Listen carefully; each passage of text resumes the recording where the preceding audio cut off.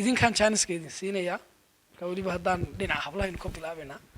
wax su'aal aad haysaan oo dhan waad weydiin kartaan sirta haddaba aan baaraya waxa weeyaan dariiqo smooth aad soo martay cabdirasaaq xilli xaadirka ma waxaad hayd xirfadiyaha noolaa xilli xirfadu yareed mise waxaa jirtay mahmaahday lahayd nin kastoo guul gaadha haween baa ka dambeeya cabdirasaaq madabada laga riixaya waqti xaadirka yaa mise dareemo kale ayaa waxyaabo kale bushkareynaya jirtay salli calay waxaan doonayaa inaad bartaa tooshka noogu iftiimiso oo dano waxa unique ka dhigay waqti xaadirka sida tooska ku Cabdishiid waqti xaadirka adiga ku bushkareynay ayaan u baahanahay annaguna bar insha Allah tooshka qadanay hiba Yusuf xiga hiba Yusuf هاي أردت جامعة دقيقة وحاول دينها بدنك واحد تبدأ إنه نسوي سوشيال ورك ولا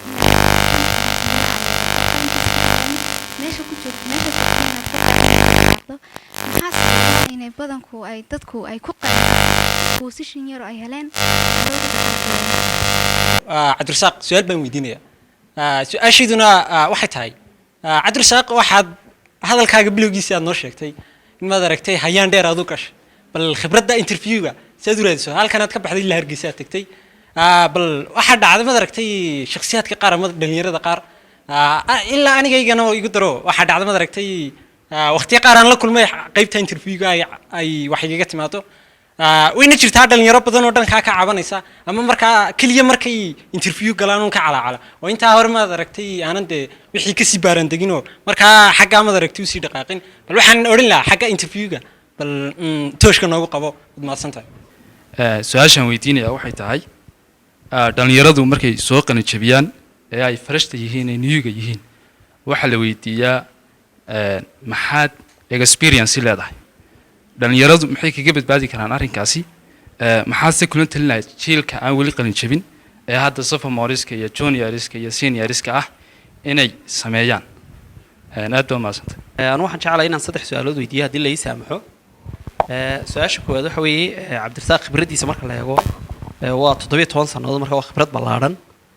wadamo kala duwan oo multinational ah oo soo maray cabdirasaaq maxaad is oran lahayd ardaygu intuu jaamacadda joogo waa inuu barto oo ka baxsan fiilkiisa si ay noloshu ugu sahlaato talabaad waxa weeye sida loo galaa shaqooyinka UN-ta oo imika kale dadkeenu aad bay u jecel yihiin inuu shaqeeyo UN-ta soo taa advantage fara badan ama beneficial fara badan baa ku laran sidee loo heli karaa shaqo UN soo ardaygu u heli karaa ama qofka soo graduate gareeyay su'aasha ugu dambaysa waxa weeye cabdirasaaq adigu aad khibrad leh oo soo shaqeeyay private sectors kala duwan NGO ka soo shaqeeyay UN-ta ka soo shaqeeyay macallin jaamacadeed soo noqday ma waxaad nagula talin lahayd inaan jaamacadaha iyaga aan ka shaqeynaan joogno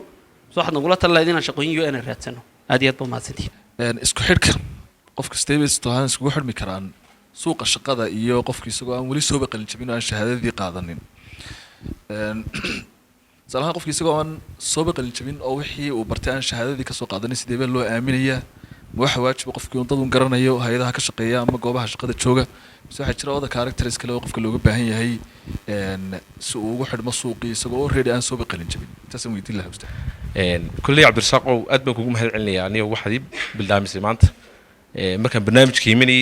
saan u yimiday iyo hadda waxaan ka noqonayaa waxay different weyn baa i kordhay markaan ku yar celiyay hadalkaagii 2004 battery waxay haystay problem ah inaan family weynaa oo ma aragtaanay ay haysteen problemyo xaafadii maxaad ku xirisaa at the same time waxa laga yaabaa ama u badan tahay inaan halkaagii taagnay kumana qanacsanay shaqooyinka yar ee dhulkan laga qabto magaalada kale ama bare inaan noqdo anoo ma aragtaanay software engineer waxaan doonayaa inaan siiso resources fiican ama tilmaamo fiican oo ma aragtaanay aan tilmaamsan karo marka aan waxaan ku soo koobi lahaa problemkii aad ka ordisay 2004 baan iga hayaa marka resources baan u baahnay aad baa maasantay su'aasheedu waxa weeye ardaygu markuu fresh yahay macnaha uu graduate yahay ama uu rabo inuu shaqeeyo ama uu rabo inuu wax barto labaduba way ku sii niyad uu ka soo dhacay bal dhawta macallinka Axmed Iska waxaan ka discussion garinayay xoogaa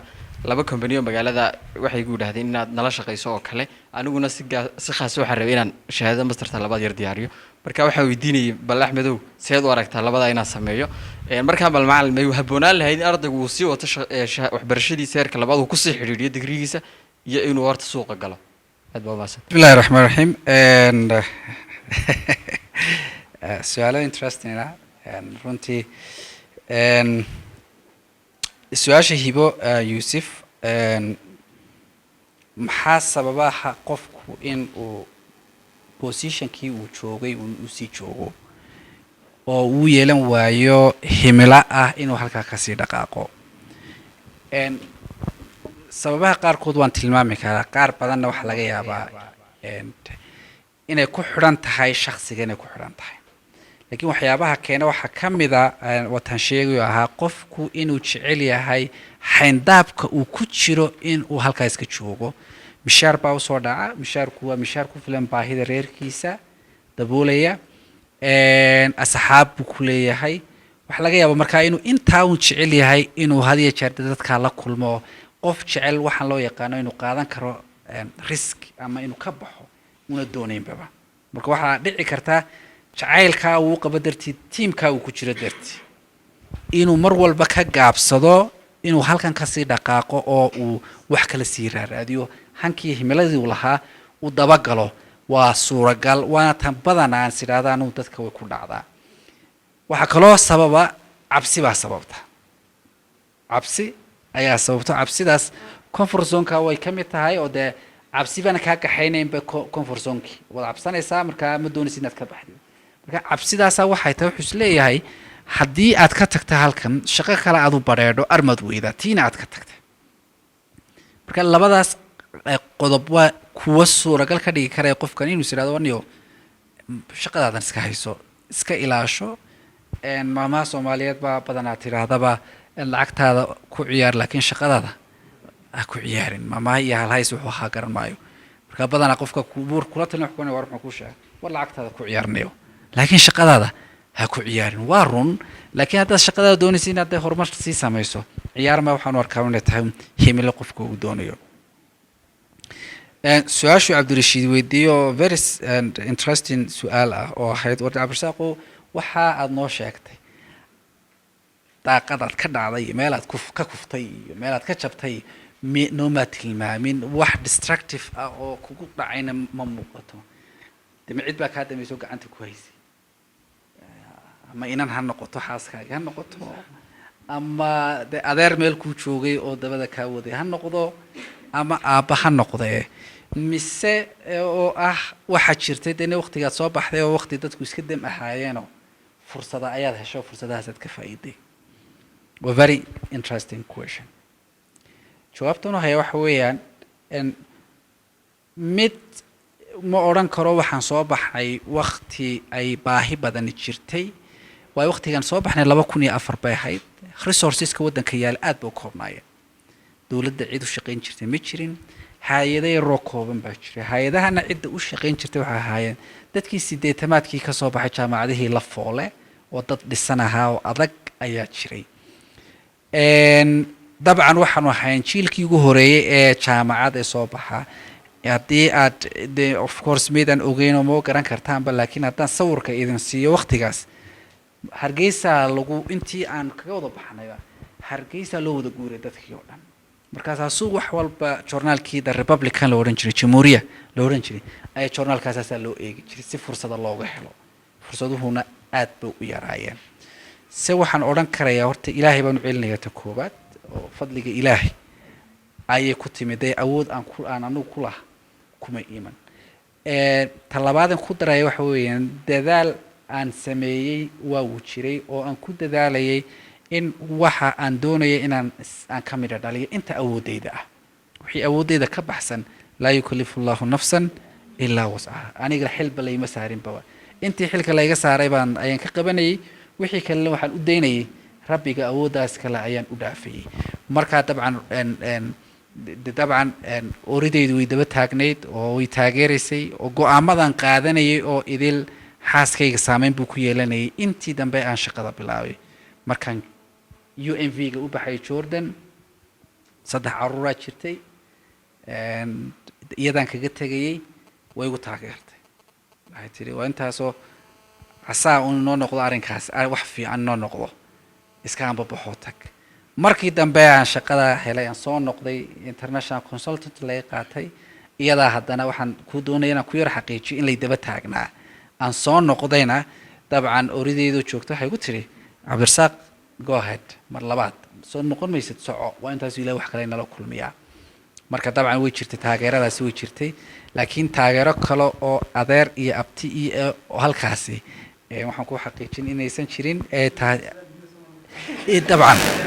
dabcan in aad lamaane inaad hesho nolosha kula qaybsan karaya oo ku taageeri karaya kula fahmi karaya inaad heshaay is very important aad bay muhiim u tahay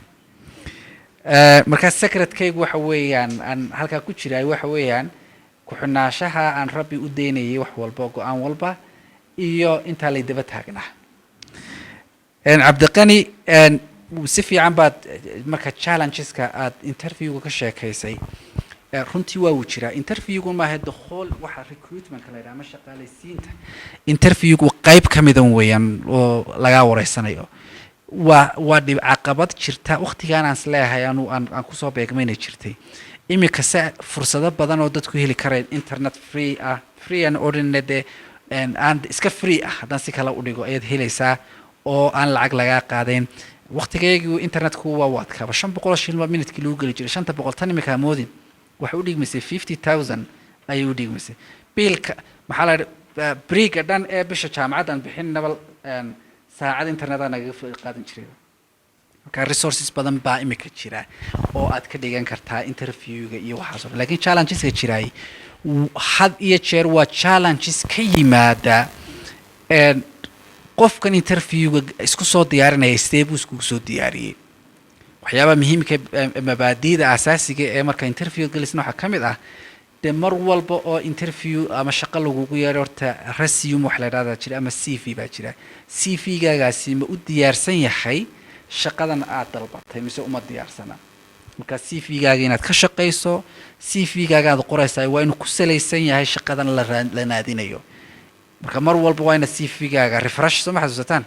inaad dib u cusboonaysiiso oo inaad ku dayin un hal mid kaana markaad eegtay deetana shaqadii dalabkayga aad samayso waxa aasaas ah oo guulasha ama guul aad ka keeni kartaa interview laga qaaday marka shaqada la raadinayo aad fahansan tahay shaqada la raadinayo markaad fahansan tahay waxay kuu sahlaysaa inaad si xaraga leh aad uga jawaabi karto su'aal kastoo lagu weydiiyo isla markaana aad u raadin karto inaad tusaale aad ka bixiso waan u soo noqono waxaan ku xidhi doonaa su'aal kale oo ahayd haddaanad experience ba lahayn baba oo experience kaasi aysan jirin baba CV-gaagii sidee buu u ekaanaya waan kusoo xidhi doonaa laakiin ta guudan doonayay waxaan aan kaga jawaabay cabdiqani arrinkiisaas taxadiyadaas ama waxa loo yaqaano caqabadahaasi way jiraan sidaad kaga bixi kartaa waxa weeyaan shaqada aad dalbatay ee aad xaraysatay waa in aad ka jawaabtaa sideed uga jawaabaysaa fahan shaqada wixii la doonayo fahan baaritaan dheeraada ku samee haysgeynun waa suicide waad isqarxinaysaa markaad isgeysun laakiin isdiyaari adoo diyaarsan waa inaad meesha aad tagtaa cabdisamed wuxuu weydiiyey su-aal ku saabsaneed fresh students iyo the experience soo saamayn cabdisamed fresh marka experience laga hadlayo qofku horta qof ku soo dhasha khibrad ma jirto qof ama maalin buu meel muu ka bilaabaa markastoon xafiisyadan ka shaqaynayay aan joogo waxaan badanaa ku doodaa ama intii hore ee aan ahaa waddanka joogan ka shaqaynay waxaa lahaa war qofka fursad ha la siiyo qofku waa inuu fursad helaa hadduuna qofku fursad helin sideebaad aad u odhan kartaa khibrad yeelo marka anigu waxay iga maqnayd markaa wada waqtigaygii aansan jirin waxaan loo yaqaano internshipka waxa loo yaqaano internshipku waa meelaha dowladdu markay dowladdu ay ka warhayso dadka dhalinyarta ee ardayda soo baxayso ay ka shaqeeyaan ay maareeyaan inay internship fiican siiyaan waan ogsoonahay jaamacadda camuud mar dambaa la bilaabay ilaa imikana ina socota ayaan malaynaya jaamacadaha kale ee kolley magaalada ku yaalayna way fuliyaan internshipku waa ka kuu horseedi karaya experience marka isku day intaad ku jirtid jaamacaddana internshipka inaad ka faa'iido waxaa kaloo aad samayn kartaa inaad ka mid noqoto ururada magaalada muhiim maaha in mid aad leedahay inaad iminka samaysato laakiin waxaa muhiim ah inaad ururada magaalada mutadawic aad ka noqoto oo volunteer ah ka noqoto waxaa kaloo aad samayn kartaa aad ku guuleysan kartaa inaad tagto dalab aad ka samayso oo aad tagtid tusaalahaan oo kale hoteelada waaweyn kambaniyada waaweyn adiga inay kaasoo goodo aad tirahdid waniyow lacag idinkama doonayo waxaan idinka doonaya inaan khibrad idinka kororsado fursadiisiya inta la shaqeeyo rays baad tegi kartaa hoteelada waaweyn ku yaala magaalada tegi kartaa waan ogahay ereyadan leeyahay laga yaabaa inay astiraadaan cabdirsaaq way la fudud yihiin laakiin adeerkayba halkaa adeerkay kama shaqeeya dee rays adeerkay ma laha telesomda abtigay ma joogo laakiin waxaan ku aaminsanahay in abtiga ay adeerka kuga fiican baad la kulmi karto haddii rabbigu uu kuu qoray marka ha ka niyad jabine taa raadinteeda beddelkeega refresh markaa mar walba fresh waad ahaan laakiin qof fresh oo waxu bilaaban yihiin ayaad ahaanaysaa aqalkiina dukaan hadduu leeyahay dukaanka maare inaan asxaabnahay baa gabadh ay u timid ay ku tiri oo inankiibaa soo baxay walaale maxaa la yidhahdaa jaamacadii wax igu raadiyo wuu ogsoonaa gabadhu inay meel ka shaqayso oo malaha maqaaxiyi waxay ahayd mooyaane deetana wuxuu ku yidhi inanka maqaaxyada igala shaqeeya ku dheh inanka tii gaadho waa loo joogay ma inankay walaalkay baad leedahay maqaaxyaa ka shaqeeyo ma walaalkay baad saan ku tiri wuxuu ku nimiyaan caay walaalka soo shaqoon yimaad sheegeen dee xisaab buu soo bartay ha ka shaqeeya inta kooba shaah iyo waxaan isku hagageeyo isagu wuxuu ka tusayey dhinaca ah shaqa way taalaaye qofkani ha shaqeeyo oo waxaa soo saaro shaqa la-aantuna had iyo jeer inagu uma define garayne shaqo fara badan baa jirta waxaan xasuustaa safaraan ku tegay Congo waqti 2017 baan malaynayaa goob maalin xad ah ayaan iska soo baxay goob barxada oo la yiraahdo beerta xuriyadda ay yiraahdaan dadku iska fadhiistaan baan fadhiyay meel baan ku nasanayay dabcan haddii dadka qaarkood Facebook-ayga qaar la socdaan way arkayaan qoraal baan ka qorayba dhacday aan la kulmay waxyaabaha cajiibka ee qormada aan ku qoray ama aan la kulmay waxay ahayd nin odaya meel baan iska fadhiyay markaa waan iska nasanayay dad fara badanna way la nasanayeen oo meel barxad aheedoo beer ah markaa waxaan maqlayaa dhegteedu jabaq baa ku soo dhacaysa jalam tahayso deetana waxaan isleeyahay talo markaa jalam markan waxaan isleeyahay malaha baalash leh ilaan waddankeeni waa tan daasada yar baysaa ruuxan soo maaha malaha waa baalash laan islo markaa dhegteedaba mabaan attention badan ba umaan sii yeelan ma sii dareenba ima sii gelin ma uu fogaanbe nin aan xoogaa halkan oo kale ii jira aan iga fogeyn 2 mitir ku dhawaad ah ayaaba u yeedhay ninkii markuu u yeedhay wuxuu sameeyey uu fadhiistay markaa baalashluhuna da u fadhiistaa soo maa marka daasadii yareed buu ku fadhiistay wax buu kala soo baxay daasadii buu ku fadhiistay ninkiiba markaa lugtiisi markaa boodadiisu saa u dhigay halkan tafta ayuu lugtiisii dul saaray marka waxaan isleeyahay malaha kabta iga saar iyo marka qaarkood waddanada qaarkood marka tagtid qofku kabta ma saaree waa loogu dul baalasheeyaa waddanada qaarkood halkeenana qofku iska saaraa soo marka baalashiisanaysid tiibaan markaanu waxaan oo dhan anuba isku wada jawaabaya oo dislee malaha saan baa socota xoogaa markaan kab iyo baalash usan leeyahay aan arki waayey ayaan markaa deetana waan yar ninkii baan eego show ninkii dul saaray taftiisii cidiyuhu ka gurayaaba cidiyaha ayuu ka gurayaaba deetana cidiyihiiba ka guray 10kii faraha ee lugaha ayuu ka guray wuu u yara xoqay haddana kuwii gacmuhu u raaciyey wuu yara xoqay arrinkiiba waan liqi kari waayey waxaan 2 jeer waan liqi kari waayey war ninkan maxaa marsiq baa cidiyihii u galay baan sidii wada wax cidiyahan u guray waliba cidiya gacmaha haddana luqtiiba ka lugihiiba ka guray haddana waxa igu sii adkaatay bal ninkan weyna intaa leeg ebel cidiyahaas ka guri kala la daawada ninkan u dhiibtay tiiba markaa way igu yar dhigtahay jabtay ninkii intii buu dhammaystiray wuu dhameeyey horuu ka dhaqaaqo jalamtiisii u bilaabay deetana mid kale halkaa uga yeedhay marka waxa ii soo baxday shaqadu had iyo jeer meesha aynu inagu ka raadina maba ahabe meelo fara badan oo kale ayay ku jirtaa waxa ii soo baxday marka dambe oon de meelaha tagtay show cidiyahan la gurayo waxaan ba beauty salonadaaba lagu hagaajiyaa lagu guraababa oo shaqo dhan oo ay qolooyin dhan u furteen oo beauty salon deetana waad gelaysaa raislaha marka timaha lagu xiraaya lagu leeyahay man lugaha ku raacina lugaha lagu raacin oo lagu qoray cidiyaha waaba sheeko cajiibaba markaasay igu soo baxday in shaqadan halkan ay tahayba shaqa abuurba markaasaan waxaan qormaan ka qoray aan u bixiyey markaa cidiya guraha wareega kan wareegayay markaa cidiya guraha wareega it's the same waddanka laftirkeyga igu soo baxday nin talaagada wareegta talaagadu sitaa biyo faanti wax walba ku jiraan wala wareegaya dadkii uu ka iibinaya dariiqa wada marayay marka halkii ku jiro waxaan uga dan leeyahay fresh markaa tahay shaqo fara badan baa la abuuran kara dhalinyartu abuuran kartaa laakiin waxyaabo fara badan oo culture ahaan inaga xayndaab ama ina xanibaya ayaa laga yaabaa inay jiraan marka laga tago de shaqadan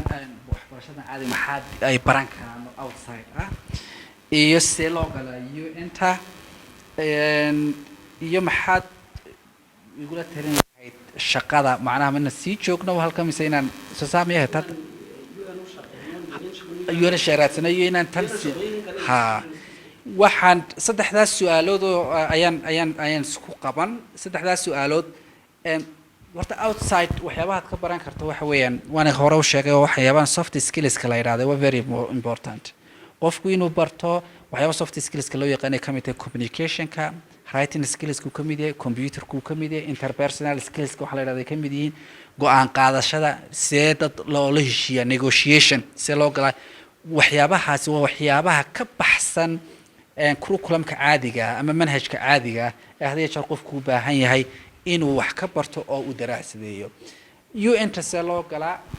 UN waxay la mid tahay any other job shaqo kale oo ka dhacda oo jirta sad u geli lahayd qayb ka mid un weeyaan laakiin trick baa halkan ku jirta marmarka qaarkoodba waxaa kugu soo dhacaysa shaqada la soo xaysiiyo ayaa laga yaabaa 2 page 3 page ba in waxyaabaha laga doonayo ay ku qoran tahay inay taasi kugu rido asiraadii malaha kalsooni daro ay kugu dhacdo tirani waxaas oo dhan ba loo baahan yahay marka adiguna aad isku yara cabirto cabir yar oo ka kooban aad tiraana aqoontaanu malihi ma geli karay arrinkaas marka inaad marka horeba aad isii dhiibtay iyadoon la isgaarin buu xabada ayna bilaaminba inaad tiraahdo anu waan halkaasaan iga taagan tahay aan waxaan ku talin lahaa haddaad u aragto shaqadan in fiilkaaga la xiriiro fahansan tahay the core active waxa la yiraahdo mabaadiida waaweyn ee shaqadan waxyaabaha ay u baahan tahay shaqadan ee ugu waaweyn haddaad aqoon u leedahay ha isdhiibin sababtoo ah waxaan arkaysaa waxa laga yaabaa wax su'aalaha lagu weydiin doonaa inayna intan babahaynba wax yar oo kooban oo aad ka jawaabi karto inay yihiin laakiin muhiimad halka xikmadda ku jirta waxa weeyaan istiyaari inta aad istiyaarin karto UN-tu fursad kuu siin mayso inaad tiraahdid simply dee waan garanayaa meeshiina waan istaagay jaamici baan ahay master baan sitaa PhD baan ahay no haddii ay ku jirto su-aashaas trick ah wana UN-ta lamaba geli karo malaha position isku waayo marka hore waa madax saar oo hebel waa positionka waa la ogsoon yahay inay heblaayo buuxin doonto markaani maxaan ka dawaqay hadday tahayna anu waa tii hore aan weli haystaayo waxaa laga yaabaa ninka adeerkii inuu xanuunsado uu iman waayeba marka ha joojinina ciddii xiisaynaysa ha gasho ciddaan xiisaynayna wixii kale xiisaynayan ha galaan shaqada ma UN-ta mise tayadaasaan sii wadaa waa more waxay ku xidhan tahay doonista ruuxiga ay ku xidhan tahay qofku qofaa jecel inuu UN-ta ka shaqeeyo qofaan jeclayn inuu UN-ta ka shaqeeyo inuu saws ka noqdo qof madax bannaan ganacsi leh hawshiisa leh marka mid gaar ah aanu idinku dhiirigelin maayo odhan maayo UN-ta galaa ama ha gelina oo business samaysta ama waxa laakiin idinku dhiirigelin lahaa war waxaad u aragto adigu laba arrimood inay kaa dabooli karayaan waa inaad raadsataa koo baahidaada shakhsiga ah ee noloshahaaga inaad qoys iyo ehel baad ka soo jeedaay aad dabooli karta kaa dabooli kara shaqada gal laba shaqadaasi halkan gudaha markaad ka shaqaynaysid ma dareemaysaa xanta ma ahayd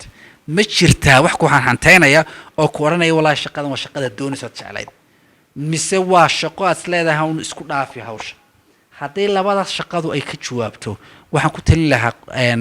haddayn ee fursaddaa ka faa'iide intaad ka faa'iideyn karto mukhtaar say dadkuna u aamini karayaan maseeba ama coordination iyo community kasta baan uga dhaxaysiin karnaa axmed baan xaalad waxaan uga sheekeynayay habeen hore waxaan uga sheekeynayay waxyaabaha ay u baahan tahay meelaha waddankeenu jaamacaduhuna u baahan yihiin ayaa ay tahay inay isku soo dhaweeyaan aqoonta jaamacadaha laga baranayo iyo xirfadda ka jirta waddankeena shaqooyinka la qabto haddii aan garanayo axmed inuu company leeyahay bakhaar leeyahay bakhaarkiisaas isagoo iska dhex fadhiya sticker sigaara ku xisaabinayo shilinna una ka lumayn maxaan uga baahanahay inaan jaamacadda ka yimiday oo $200 iga qaadanaya maxaan uga baahanahay marka ilaan miyaad aragtaan tukaan hebel ood garanaysaan bakhaar hebel ma jeceli inaan cid cayimo laakiin bakhaar hebel ood garanayso miyaad maqasheen lacag baa lagala baxsaday ama lacagtii xisaabtii buu xidhi kari waayey maad maqasheen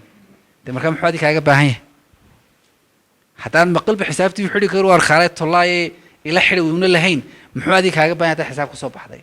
haddaad IT tahay muxuu adi kaaga baahan yahay inaad program aad u samayso haddaanad maqalba baahidaas way jirtaa marka waxaan kala sheekaysan lahaa isku soo dhaweynta la isku soo dhaweynayo maxaa la yidhahdaa waxaan loo yaqaano aqoonta guud ee jaamacadaha laga baranayo iyo taataala waddanku waa in isku soo dhawaadaan taasee la isku soo dhaweyn karayaa in qofka la soo casuumo dukaanka iska haysta iska xisaabsanaya la yidhaahdo bal inuu nala wadaa qaabkaad u xisaabiso qaabkuu sharxo in ardaydii jaamacaddan la yidhaahdo bal qaabkaad wuxuu ku xisaabin lahaydeen halkan ka daya halkan iyadna laga eego deetana labadii la isbarbar dhigo la isku qalo marka sababta waxaa la yidhaha contactsku waa muhiim had iyo jeer meesha lagu shaqeynayo waa muhiim labadii marka la isku qalo deetana uu ka fikiro yidhaahdo kaalay aniga oo iskaba maqan oo wax laga yaaba qolooyinka bakhaarada leh inayna fasaxba gelinba inuuna casho tegin garowga uu ka soo qaadanaya halkan looga qaadayo sababtaba maxay wuxuu ka cabsi qabaa hadduu baxaba meeshiisa inay kala daadato haddii la yidhaha system baan kuu sameynayaa aad ka arki karto akhrisan karto wixii ku soo galay iyo wixii kaa baxay dee waanaad iska soo raaxaysan kartaa maxaa markaa ku dhacaysa trustkii baa markaa bilaabmay soo maha in isku soo dhawaadaan trustka markaasaa lagu dhisi karaya waxaan aaminsanahay inay tahay isku soo dhaweynta waxaa contacts ka jira iyo xaqiiqdu waxay tahay cabdillaahi wuxuu weydiiyey resources wuxuu yidhi waxaan taaganahay 2004 halkaa taagnayd oo ahayd inaan reerkii usoo baxo shaqooyinkan yaryarina iima qalmayaan oo waan ka hansareeya resources fara badan way jiraan ood samayn kartaa laakiin carabtu waxay tirahdaa kullu daakhil laha naafic shay kasta oo kusoo galaya faa'iido ayuu leeyahay bar bilow haddaad ka bilowdo hoose anu waxaan ka bilaabay shaqada meel hoosaan ka bilaabay kalkaaliya ayaan ahaa waniga ku sheegay anoo jaamacad ka baxo isku haystay nin khatar ah file baan ayaan nidaamin kari waayey only a single file baan hagaajin kari waayey marka waxaan ku odhan lahaa hamigaagaana yeelo halkan wixii aad kasii qaadi karto ee aad arki karto computer engineer maadaama aad tahay waxaad tahay softwares ba develop garaynaysaa waxbaad diyaarinaysaa baahiyaha jira soo ogow baahida qofku waa loo abuuraa waa laynoo abuuray baahida kan miyaan u baahnaano 3 sano warqad baa iska taalaya simple imika waxaan qortay deetana click baan siinay emailkaygu ku dhacayaa baahi baa laga abuur waxa la yiraahdaa san sameysay saasa ku soo baxaysa inta dib u qori lahayd san baahi abuur marka baahida markaad abuurto een ku sheegay bakhaaradan ku sheegay baahi aad ku abuurto ee tusto adaa lagu imanayaa marka taa inta ma ku dhaafi lahaa aan dul istaag lahaa Cabdirsaaq inuu shaqada inuu galo iyo inuu jaamacad sii wadan karo anu mar walba waxaan taageeraa aan ku soo koobayaa qofku haddii uu fursad uu ku shaqeyn karayo helo markuu digriga dhammaysto inuu shaqo galo masterta inaad dhigataay 2 sano 3 sano ka bacdi markaad soo shaqaysay wax ka fiican oo ka wanaagsan ma helisid waligaana haddii kale academic baad noqonaysaa qof fresh ka baxay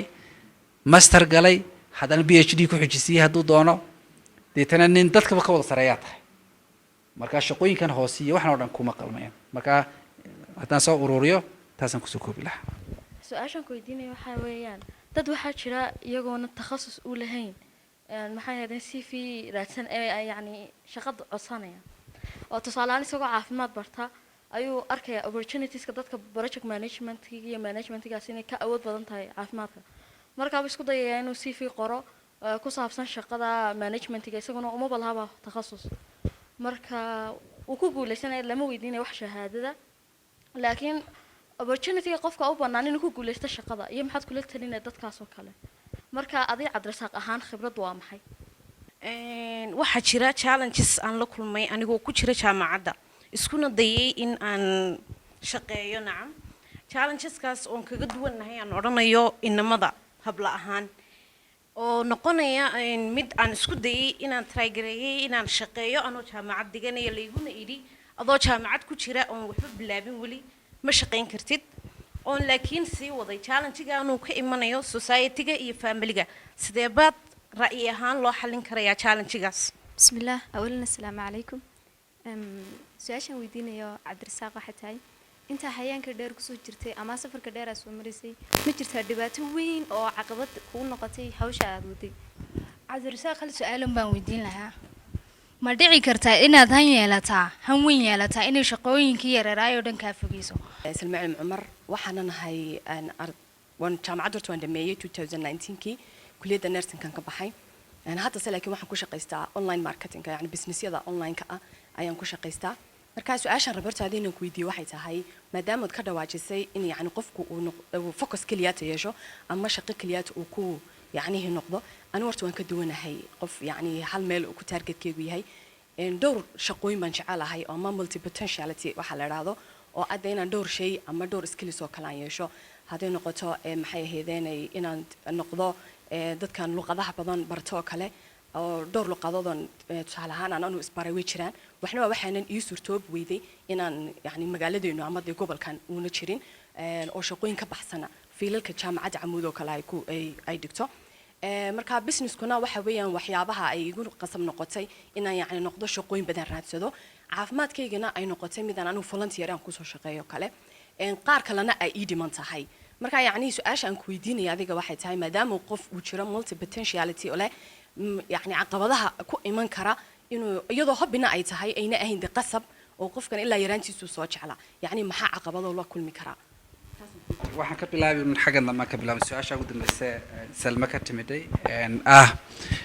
maxay yihiin caqabadaha ka hor imanaya nurse baad tahay marketing baad ku shaqeynaysaa online baad samaysaa waxyaabo fara badan oo jeceshay inaad qabato ma jiraan rules ku dhigayo ku oranaya markaad waa inaad dhowr shaqo mooda qaban kartid wax ka mancinaya ma jirto multitasking baad samayn kartaa adiga oo shaqeynaya haddaad civil tusaale u soo qaadatid cuntada markaad karinaysaan adoo halkan shii ka jarjaraya kii kale uu ku diyaar garoobaya caruurtii halkaa aad ka warhayso waa shaqooyin kala duwan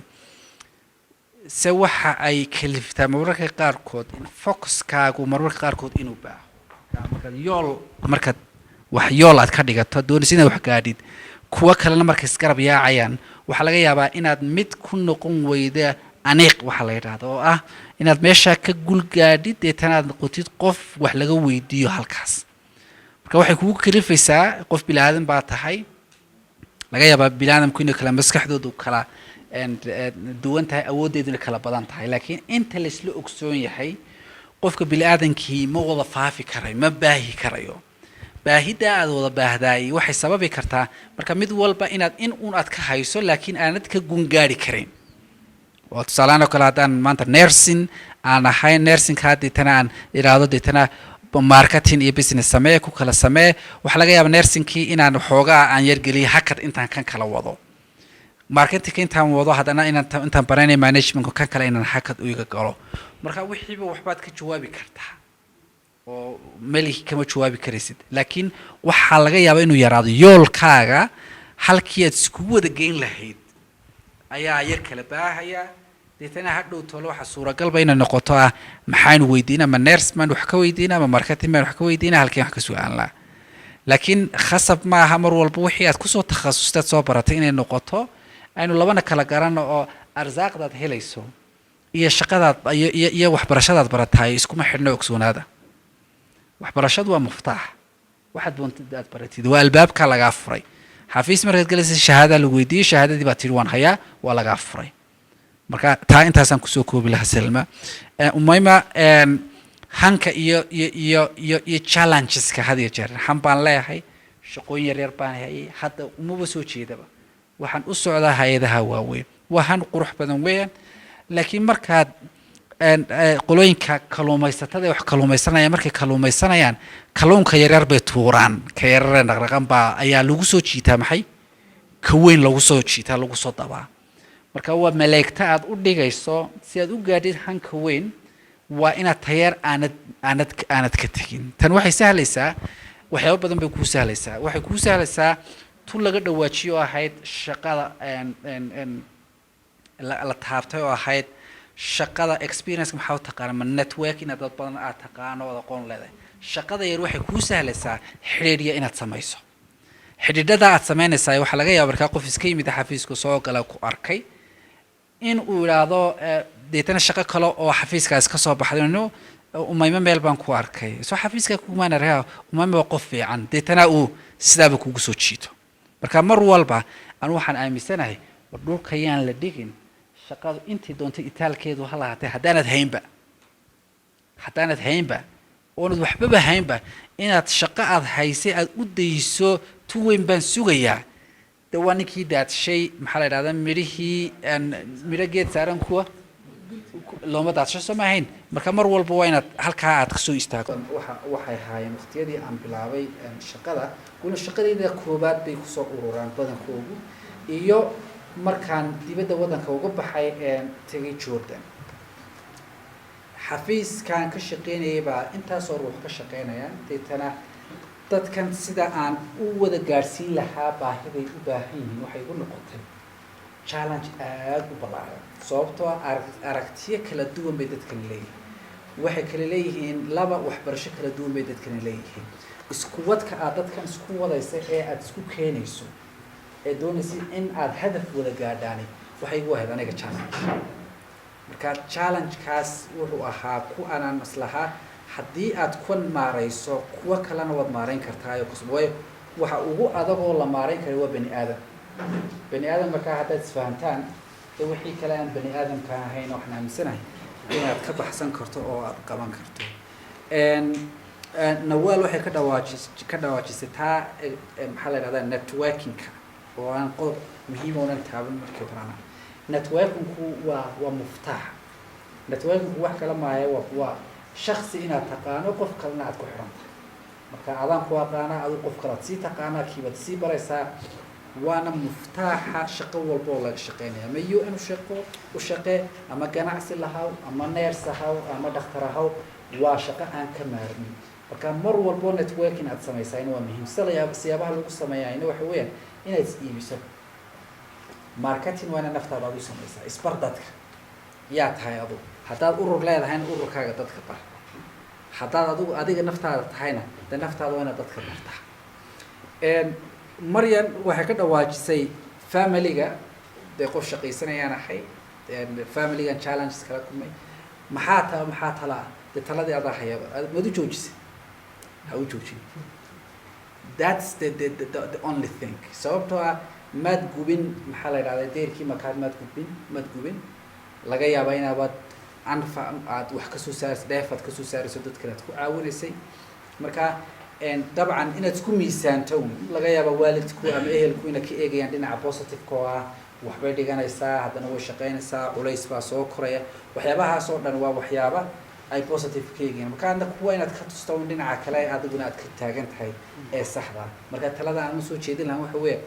haddii adigu happy ku tahay cidna dhibaato ayna u keenin shaqada aad hayso oo dee haddaad hooyo tahayna carruur aana dayacayn haddii aad maxaa la yidhahdaa waalidkii adigu aad ka warhayso od ilaalinaysana waalidkii aana dayacayn aan waxaan odhan lahaa halkaa ka sii wad ayaan kusoo koobi lahaa su-aal baan weydiin lahaa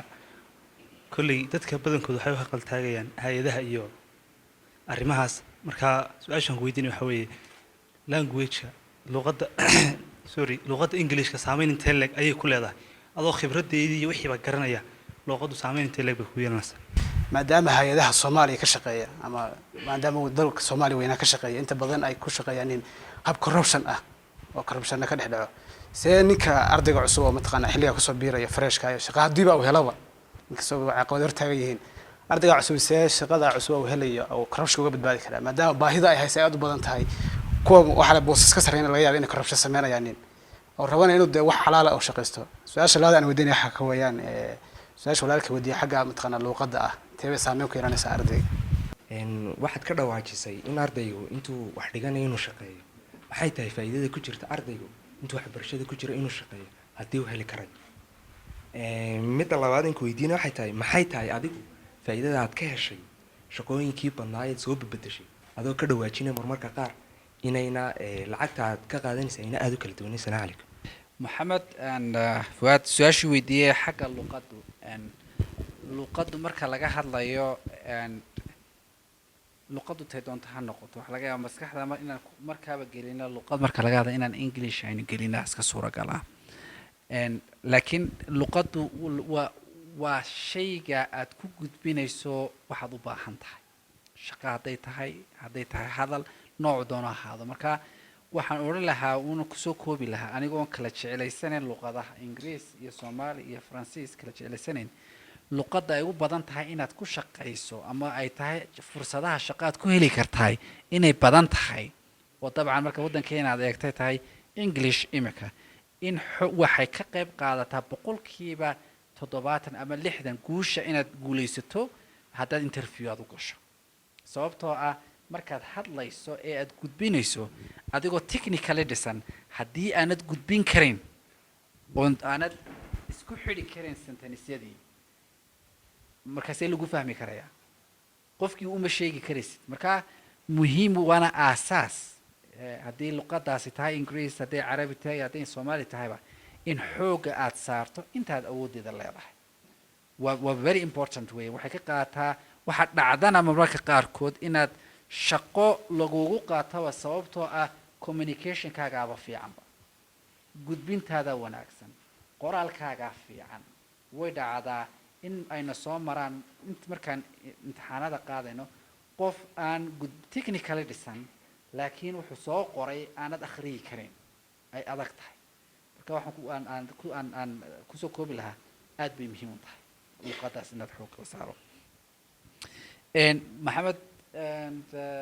waxaad ka dhawaajisay corruption unfortunately aan ma hayo datadaas in hay-aduhu ay corruption wax ku qaataan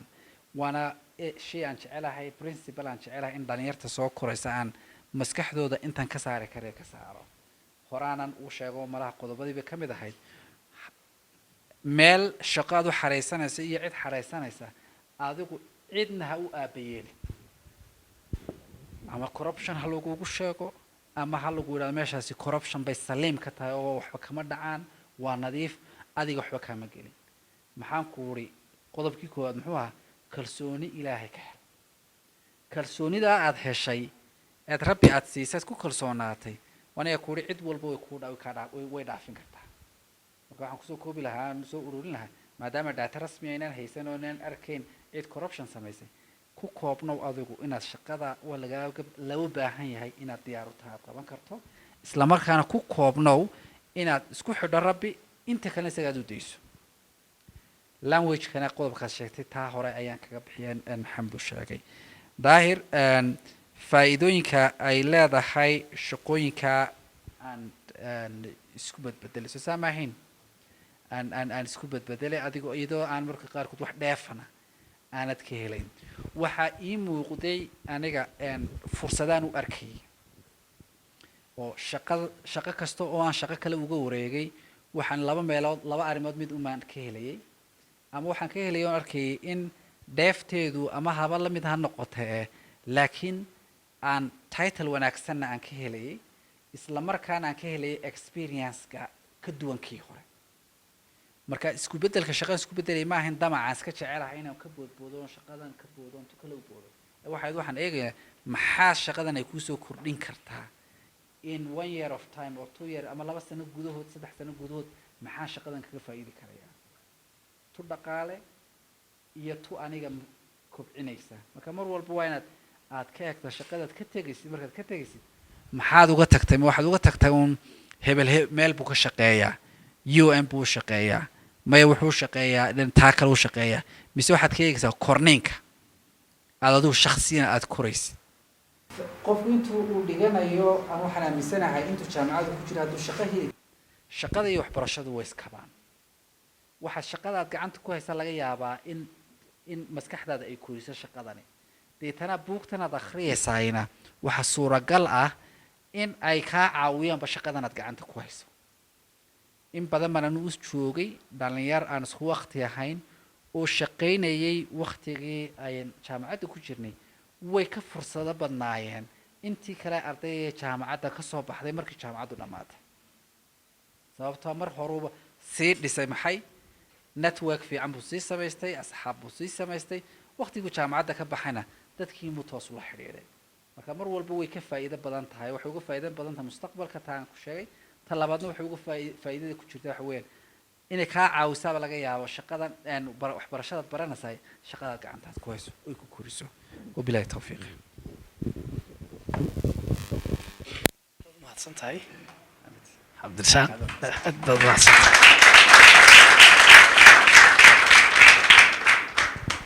khibraddiisa iyo waqtigiisa khabiir dhinaca maamulka maaliyadda cabdirasaaq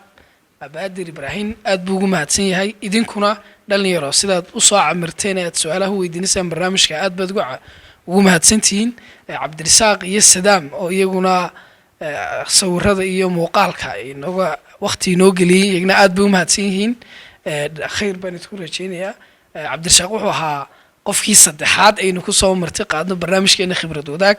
ma rajeynaysaan qof afraadna inaynu soo marti qaadno haddii ilaahay idhaahdo marka iminka waxaad moodaa waxaan awoodda yara saarnay dhinaca hay-adaha iyo shaqada waxaa sidoo kale aan rajeynaynaa dad ganacsato waaweyn inay soo fadhiistaan oo iyaguna khibraddii ganacsiga inala wadaagaan sidoo kale siyaasiyiin baan rajeynaynaa iyaguna inala soo fadhiistaan oo khibraddooda inala wadaagaan waayo halkanna waxaa fadhiya ganacsatadii siyaasiyiintii iyo dadkii moogtay hay-adaha iyo mustaqbalka berri dadkan bedeli lahaa marka khayr badan baan idin rajeynayaa habeen wanaagsan asalaamu calaykum waraxmatullaahi wabarakaatu